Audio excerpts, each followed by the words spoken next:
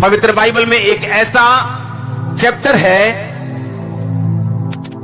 क्योंकि पूरे बाइबल में लिखा है अगर तू इस बात को समझेगा तो मैं तुझे ब्लेस करूंगा, अगर तू इस बात को, इस हुक्म को मानेगा तो मैं तुझे आशीषित करूंगा, अगर तू अपने माता पिता की आज्ञाओं को मानेगा, अपने माता पिता की इज्जत करेगा, उनके अधीन रहेगा, मैं तुझे लंबे दिन दिखाऊंगा और जिस देश में तू रहता है मैं तुझे आशीषित करूंगा।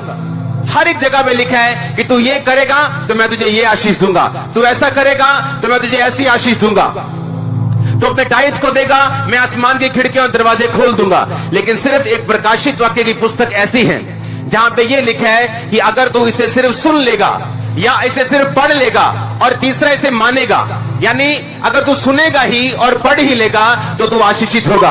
तो इसीलिए मैं आपको कांग्रेचुलेशन बोलता हूं कि आप सुनने के द्वारा पहले से आशीषित हो चुके, क्योंकि बाइबल कहती जो कोई इस वचन को सुनता, जो कोई इस वचन को पढ़ता और जो कोई इस वचन को मानता है वो धन्य है, वो आशीषित है। आप ब्लेस हो चुके हैं ऑलरेडी यीशु मसीह के नाम में। और इस प्रीचिंग के बाद जब आप देखेंगे लंगड़ों को चलता हुआ, अंधों को देखता हुआ, बहनों को सुनता हुआ, आपको तब समझ आएगी कि सचमुच आप ब्लेस हो चुके हैं यीशु मसीह के सामर्थ्य नाम में।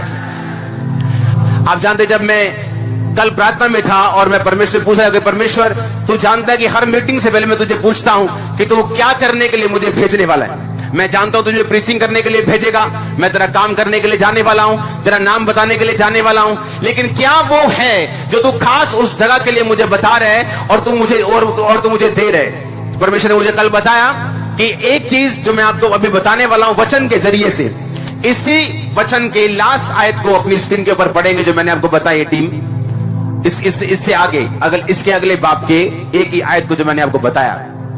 हाँ, प्रकाशित वाक्य 2:17, जिसके कान हो सुन ले, पवित्र आत्मा कलीसिया से क्या कहता है, जो जय पाए उसको मैं गुप्त मन्ना में से दूंगा, उसको एक वाइट पत्थर दूंगा और उस पत्थर पर एक नाम लिखा हुआ होगा जिसे उसे पाने वाले के सिवाय और कोई भी ना जानेगा। जब मैं कल यहाँ पे आ रहा था, परमेश्वर ने मुझे बताया कि मैं इस कलीसिया, जब भी मैं किसी कलीसिया में जाता हूं, जब भी किसी एरिया में जाता हूं, वहां की जो सिचुएशन है आत्मिक, परमेश्वर मुझ पे जाहिर करता है कि वो किस सिचुएशन में है। मैं जब फिरोजपुर में आया हूं, आपकी सिचुएशन आत्मिक बहुत ब्लेस है ऑलरेडी चर्च में देख रहा हूं। मैं जानता हूं कुछ कमियां हैं, कुछ ऐसी कमियां और कमजोरियां हैं, लेकिन मैं आपको सच कह रहा हूं, इस चर्च का इस्टेब्लिश होना यहाँ ऊपर, इसका एक मकसद है और वो मकसद ये है, परमेश्वर ने कहा मेरे लोगों को बताना कि मैं उनको एक नया नाम देने वाला हूं। आपको शायद अभी इस वचन की समझ ना आए कि वो नया नाम क्या है। जिस दिन मैं चर्च में गया था, उस दिन से पहले मेरा नाम कोई नशेड़ी बोल सकता होगा, कोई बीमार बोल सकता होगा, कोई पागल बोल सकता होगा, लेकिन जब मैं उस चर्च में गया और परमेश्वर के सामने अपने जीवन को दिए, आज मेरा नाम अपोस्टल है, आज मेरा नाम परमेश्वर का जन है, आज मेरा नाम आशीषित व्यक्ति है। मैं इस तरह की बात कर रहा हूं, मैं आपको सचमुच कह रहा हूं यीशु मसीह के नाम में, अगर मैं उसका जन हूं, मैं आपकी लाइफ के प्रोफेसी कर रहा हूं, आपका नाम वो चेंज करने वाला यीशु मसीह के सामर्थ्य नाम में। अगर आपको 5 के रूप में याद किया जाता है, जल्दी आपको 7 बच्चों की माता के रूप में याद किया जाने वाला है। अगर आपको गरीब के रूप में याद किया जाता है, जल्दी आपको आशीषित के रूप में याद किया जाने वाला है। अगर आपको बीमार के रूप में याद किया जाता है, जल्दी आपको चंगे व्यक्ति के रूप में याद किया जाने वाला है। अगर आपको निराश के रूप में याद किया जाता है, जल्दी आप आशा से और आशीष से बड़े होंगे यीशु मसीह के नाम में। अगर आमीन हो जाए तो ये आशीष आपके चर्च। यदि आपको पिछड़ा हुआ, यदि आपको तुच्छ के रूप में जाना चाहता है, जल्दी आप बड़ों को शर्मिंदा करने वाले यीशु मसीह के सामर्थ्य नाम में। अगर आपको वेले के रूप में याद किया जाता है, आप बहुत बिजी होने वाले अपने कामों में यीशु मसीह के सामर्थ्य नाम में। मैं नहीं जानता है कौन इस वचन को सीरियसली ले ले, लेकिन आप अगर ले तो आमीन आपका ऊंचा होना चाहिए। मैं नहीं जानता कौन इस वचन को ये सोच के ले रहा है कि परमेश्वर ने यहाँ के लिए भेजा है। मैं आपको सिंपल वर्ड नहीं दे रहा हूं, मैं आपको प्रोफेटिक वर्ड दे रहा हूं। परमेश्वर मुझे देने के लिए भेजा कि फिरोजपुर में जाके बोलना कि मैं तुम्हें एक नया नाम देने वाला हूं। और मैंने कहा आपको नया नाम देने वाला यीशु मसीह के सामर्थ्य नाम में। आज से आपका नाम भाग्यशाली होगा यीशु मसीह के नाम में। आज से आपका नाम आशीषित होगा यीशु मसीह के सामर्थ्य नाम में। आज से आपका नाम चंगा होगा यीशु मसीह के सामर्थ्य नाम में। आज से आपका नाम आशीषित होगा। अगर आमीन हो जाए तो ये आशीष आपके चर्च। हालेलुया। उसने कहा इस धरती के ऊपर जितने भी वायदे हम बाइबल में पढ़ते हैं, अगर वो अनंत जीवन का है तो पवित्र वचन ये कहता है कि वो अनंत जीवन सिर्फ वही शुरू नहीं होगा, वो यहां पे शुरू होगा। तुम्हारी धरती पर ही वो अनंत जीवन शुरू हो जाएगा। वो ब्लेसिंग सिर्फ स्वर्ग में नहीं शुरू होंगी, वो यहां पे शुरू होंगी। अगर इस वचन पे यकीन नहीं है तो मुझसे पूछ लो, यहां देने वाले गवाहियों वाले लोगों को पूछ लो, अपने आप से पूछ लो कि अगर परमेश्वर अनंत जीवन की आपको प्रतिज्ञा देता है तो वो यहीं से शुरू होता है, हाँ या ना? हाँ या ना? अगर परमेश्वर 38 साल के रोगी के पास जाकर ये बोले कि मैं तुझे अनंत जीवन दूंगा और वहां चंगा उसको ना करे, तो उसके लिए अनंत जीवन का कोई मायने नहीं रहता।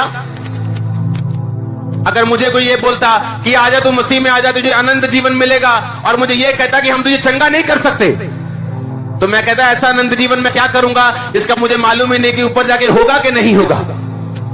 क्योंकि बातें सभी करते हैं, सभी अच्छी अच्छी बातें करते हैं, सब जगहों पे अच्छी अच्छी बातें होती हैं, लेकिन मसले हल नहीं होते। यीशु मसीह ने कहा मैं तुम्हें अनंत जीवन का अधिकारी बनाऊंगा। पुराने टाइम में जब लोग हारते थे या जीतते थे, या कोई अपराधी होता था या कोई निर्दोष होता था, तो उन्हें पत्थर दिए जाते थे। अगर अपराधी है तो काला पत्थर, अगर वो निर्दोष है तो व्हाइट पत्थर। अगर व्हाइट पत्थर दिया तो मतलब वो निर्दोष है, वो आशीषित है और वो आगे बढ़ेगा। अगर काला पत्थर दिया तो मतलब इसको सजा मिलेगी। परमेश्वर ने कौन सा पत्थर आपको दिया है? बाइबल में काला के सफेद। उसने कहा मैं तुझे व्हाइट पत्थर दूंगा, तेरे पाप माफ हो चुके हैं। उसने कहा मैं तुझे व्हाइट पत्थर दूंगा, तेरे बीमारियां जा चुके हैं। उसने कहा मैं तुझे व्हाइट पत्थर दूंगा, तेरा कलेश खत्म हो जाएगा। ओ आमीन, ऊंचाई आशीष आपकी है चर्च। और जब भी मैंने कहा परमेश्वर आपको अनंत जीवन की प्रतिज्ञा देता है, जब भी वो आपको कोई ऐसा वचन कहते हैं जो आने वाले टाइम का है, तो लेकिन बाइबल कहती है वो वचन इसी धरती से शुरू होता है। अगर वो अनंत जीवन कहते हैं तो वो इसी धरती से शुरू होता है, हाँ या ना?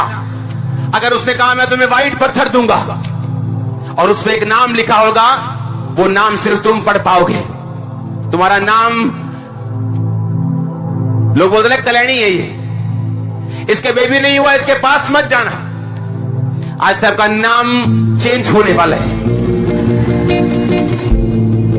आपके घरों में कलेश रहता है ना, कहते लड़ाई झगड़े वाला घर है, इस घर के पास मत जाना। आपके घर का नाम बदलने वाला यीशु मसीह के नाम में। मैं आपको सिंपल वर्ड देने के लिए यहां पे नहीं आया इतने किलोमीटर दूर। मैं आपको प्रोफेटिक वर्ड देने के लिए, आपका नाम चेंज होना यीशु मसीह के नाम में आज से। आप विश्वास करते हैं? नहीं, वो अभागा से आप सक्सेसफुल होने वाले हैं। वो बैड लक से आप गुड लक में प्रवेश करने वाले हैं। उसने कहा मैं तुम्हें भाग्यशाली बनाऊंगा, मैं तुम्हें सिर बनाऊंगा, मैं तुम्हें तुच्छ होने से चुन तो लूंगा, लेकिन उनको जो अपने आप को कुछ समझते हैं, तेरे द्वारा मैं उनको लज्जित करवाऊंगा।